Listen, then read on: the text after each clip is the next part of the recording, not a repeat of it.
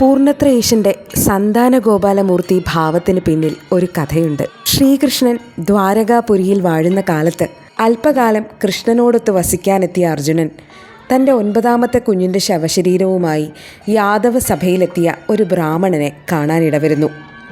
ആ ബ്രാഹ്മണൻ തനിക്ക് ജനിച്ച 9 കുട്ടികളും ജനിച്ച ഉടനെ മരണപ്പെടാനുള്ള കാരണം ദ്വാരകാപുരി വാഴുന്ന സാക്ഷാൽ ശ്രീകൃഷ്ണ ഭഗവാനാണെന്ന് ആരോപിച്ച് വിലപിക്കുകയും കൃഷ്ണനെ ദുഷിക്കുകയും ചെയ്യുന്നു.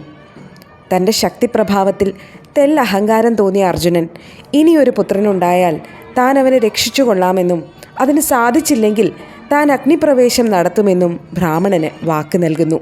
ബ്രാഹ്മണ പത്നിക്കായി ശരങ്ങൾ കൊണ്ടൊരു സൂതികാലയം പണിത് അതിന് അർജുനൻ തന്നെ കാവൽ നിന്നുവെങ്കിലും 10ാമനായി പിറന്ന ആ കുഞ്ഞിൻ്റെ ദേഹം പോലും അപ്രത്യക്ഷമായി പോവുകയാണുണ്ടായത്.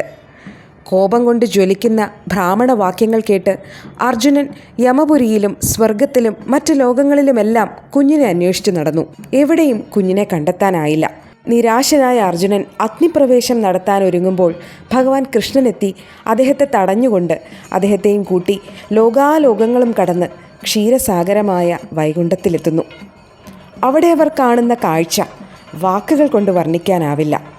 ബ്രാഹ്മണൻ്റെ 10 കുട്ടികളും അനന്തശായിയായ ഭഗവാന്റെയും ദേവിമാരുടെയും മടിയിലിരുന്ന് കളിക്കുന്ന ആ അതുല്യമായ കാഴ്ച കണ്ട് മനസ്സ് നിറഞ്ഞ് അഹങ്കാരം ശമിച്ച അർജുനനോട് കൃഷ്ണാർജുനന്മാരെ ഒരുമിച്ച് കാണാൻ വേണ്ടിയുള്ള തൻ്റെ ലീലയായിരുന്നു ഇതെല്ലാം എന്ന് മഹാവിഷ്ണു അറിയിക്കുന്നു.